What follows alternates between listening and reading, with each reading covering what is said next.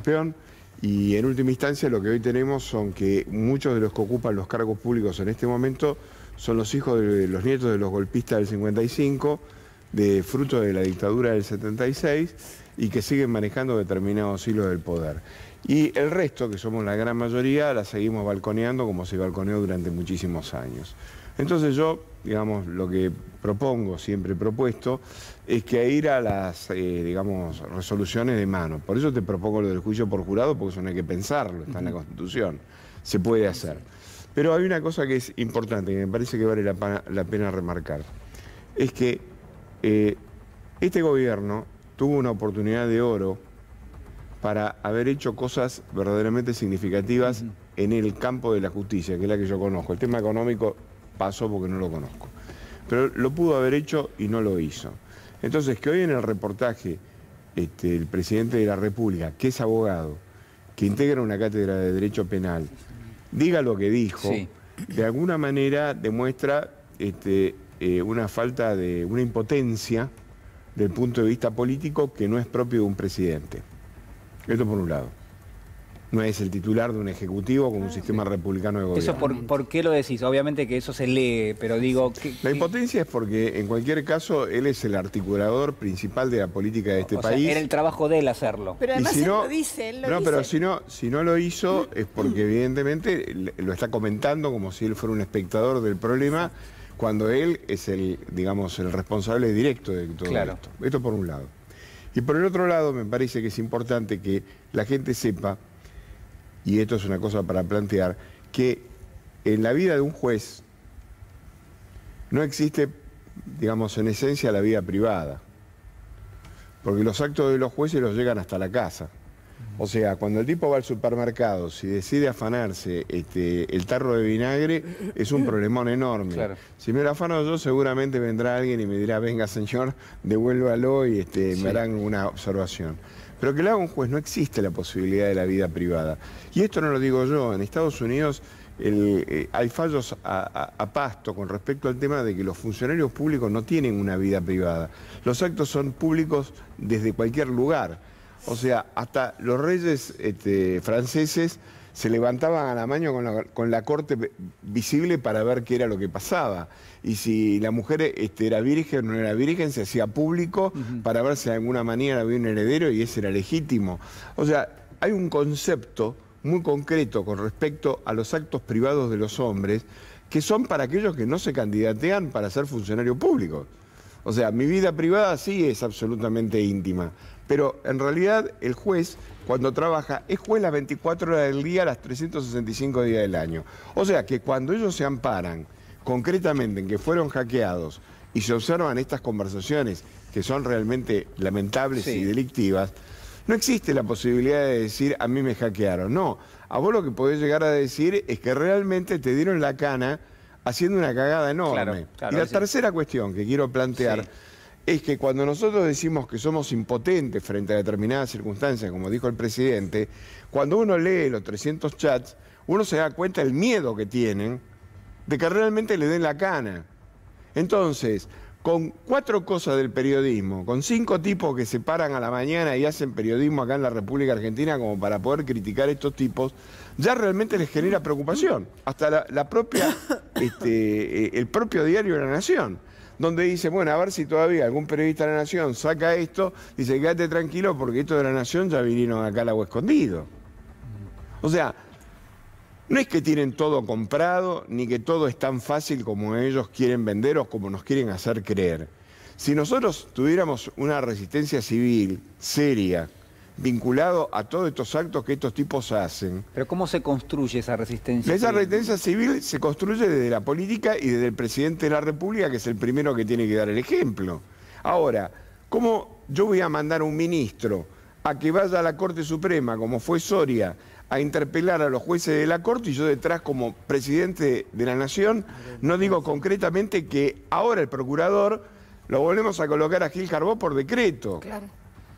Y si yo mañana quiero colocar un tipo como Luis Juez dentro del Consejo de la Magistratura, hago un bloqueo concreto de 200.000 ICO delante de la puerta del Consejo de la Magistratura y el tipo no entra porque hay un conflicto de poderes que debe ser dilucidado. Entonces, si vos no interpelás concretamente al poder y vos no exhibís concretamente cuáles son los resortes que vos tenés como presidente, macho, para que me cuentes la realidad, ¿sabés qué? Pero pongo a cualquiera. Lo pongo a Joaquín, que es más divertido. Que me viene a contar que tiene 40 años, Que no hubo espionaje. No hubo espionaje y ahora le dieron la cana. No hubo este espionaje, hubo otros. Pero yo quiero ser claro en este concepto. Digamos, en verdad, ¿cómo se articula la política? Y la política se articula dando la cara. O sea, Lincoln era el tipo más pacífico del mundo, más bueno que el pan, y se dio cuenta de que no existía la posibilidad de articular un Estados Unidos si no iba a la guerra. Y fue a la guerra y costó 1 millón de muertos. Y el tipo estableció lo que hoy es los Estados Unidos desde el punto de vista de potencia mundial, porque el norte prevaleció sobre el sur y nosotros ganó Mitre, que ganó el sur en la República Argentina. Entonces, digo, para eso votamos un presidente. Esta es la cosa que yo quiero convocar. Entonces, que el señor se siente a hablar con Fontevecchia y se psicoanalice de cuál es la impotencia generada, tenemos que decirle que hace falta 1 kilo de Viagra en la política. Por su alojamiento en Lago Escondido, la propiedad del magnate inglés Joseph Lewis, y procuran ocultar que esto fue por invitación del Grupo Clarín. Ahí está la foto de todos en el aeropuerto, de los que fueron en el vuelo, los jueces, de Alessandro. Si quedaba alguna duda respecto de el lawfare que existe en Argentina, es decir, la connivencia entre los distintos poderes y cómo se articula en gente de medios, en jueces y fiscales, bueno, queda todo bastante claro. Se habla de dádivas, de facturas truchas, de armar y montar una operación para desmentir una reunión que había ocurrido en Lago Escondido. Fuimos víctimas de un espionaje ilegal. Más allá de eso, y para tener guardado abajo del colchón, eventualmente, si en algún momento los jueces, sobre todo, lo necesitan para algo en el Consejo, podríamos averiguar el tema de una facturita ahí en Lago Escondido. Ese es el legado que tengo de mi padre.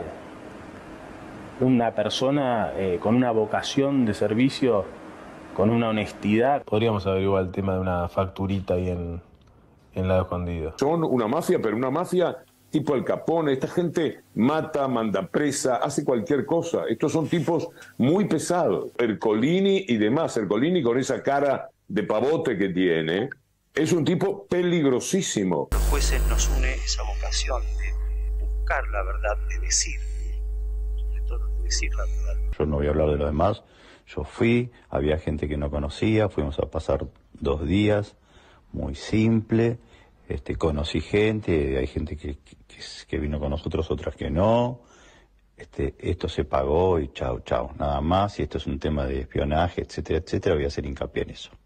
Después no voy a hablar de más para nada. De decir, sobre todo de decir la verdad. Lo único que evitaría es decir que nos llevaron en helicóptero al centro de esquí. Eso lo que podría decir que nos llevaron, no sé, camioneta o fuimos a comer un asado allá arriba, pero no en helicóptero. Sobre todo de decir la verdad. Pero hay una periodista además que toma nota de lo que dice Ercolini y que al hablar, es una periodista de La Nación, ratifica la existencia de lo que cuenta en el audio Ercolini. Hay un momento que hablan de operar la paz. Dice, hablemos con Paz Rodríguez Niel, que la vamos a transformar en vocera involuntaria de lo que nosotros planteamos. Y Ercolini cuenta que yo lo llamé para chequear qué es lo que había pasado. Entonces dice, bueno, tal vez puedo atenderla y hablar con ella. Hay cosas de estas que están en audio incluso, ¿no? Y es la voz de Ercolini. Entonces, y dice, bueno, pero tenemos que tener bien cerrada la historia. Puede ser lo de Paz, que pueda ser una vocera, pero hay que organizar bien el discurso. Es decir, quiénes estaban, cómo se organizó, cómo se gestó, cómo conseguimos viajar en un avión privado, etcétera, etcétera. Entonces, un poco tendríamos que eso dejarlo bien clarito antes de largar la noticia. Entonces empiezan a hablar de cómo construir una historia que fuera verosímil para mí, para decir su versión con cosas que, de acuerdo con lo que surge de los audios, son mentiras, como por ejemplo que pagaron el viaje, que se conocían aparentemente de antes. Bueno, nada, la versión que ellos quieren instalar de este tema. Confirma nuestra colega que la tratan de usar y ellos entonces están confirmando toda la operatoria ilegal que empezaban a tramar. Están los audios. Y esos audios son las voces de... O sea, ¿cuál es el planteo? ¿Nos inventaron audios con nuestras voces diciendo cosas? Los audios son los audios. Es muy difícil de negar eso. Y ahí yo creo que, más allá del viaje en sí, que era el problema original, esto es mucho más grave. Si es cierto lo que resulta de estos chats, de toda esta maniobra hecha por altos funcionarios, altos jueces, mezclados con funcionarios de la reta, mezclados para tapar, y no solamente frente a los medios, sino también en la justicia. La base para nosotros los jueces es la ley. Efectivamente, Ercolini habla conmigo y después cuenta la conversación. Lo que buscaba Ercolini era convencerme a mí de toda su versión para que yo fuera, dice uno de ellos, vocera involuntaria de la versión de estos. Bueno, finalmente yo vocera involuntaria, agradablemente por suerte no fui, porque yo no le publiqué toda esta versión de este tema, pero bueno, a mí hay partes que me constan. Todo eso, lo que refiere a vos, hace creíble al material, porque están diciendo,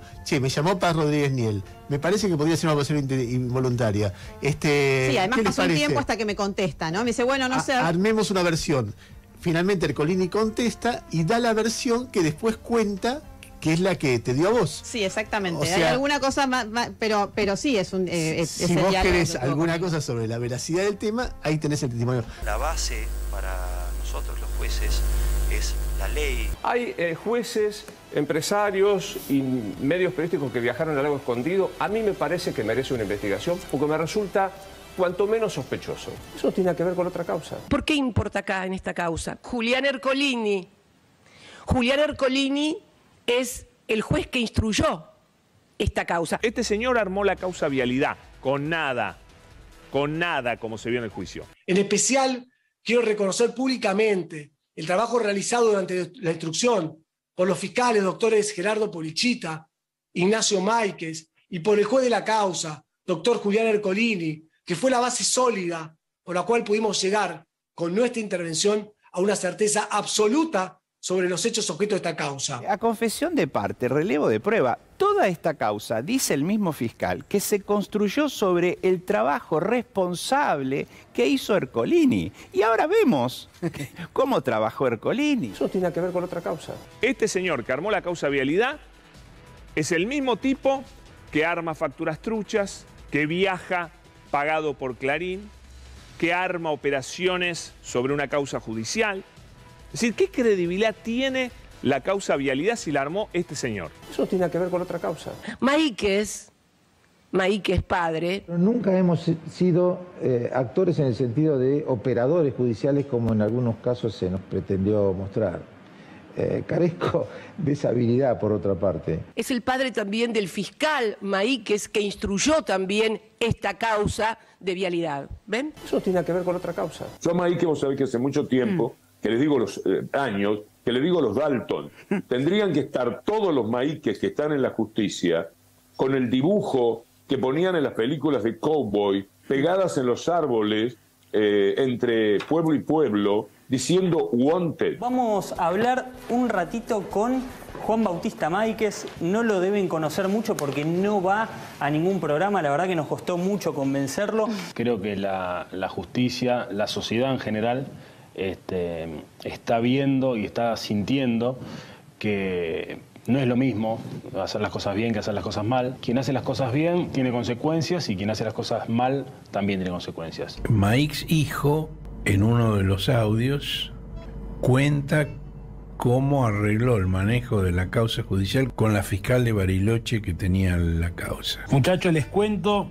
la fiscal federal de Bariloche, bien, buena predisposición, ofreció mandar la causa a PI. No es lo mismo hacer las cosas bien que hacer las cosas mal. La relación entre Poder Ejecutivo, Gobierno y Poder Judicial tiene que existir. En este caso, me parece que tiene que ser siempre institucional.